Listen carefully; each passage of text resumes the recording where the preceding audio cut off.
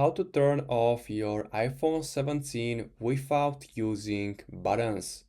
So first way how you can do it is to go to settings and now go to general and scroll down to the bottom, and here you'll find option shutdown. So click it and you have to slide to power off.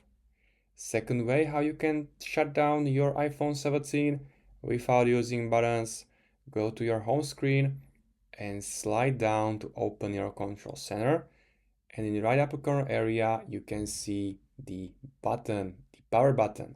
So you have to simply press and hold this button, and now you have to again slide to power off. So it will turn off or shut down your iPhone without using the buttons. So if you find this video helpful, please consider subscribing and see you next time.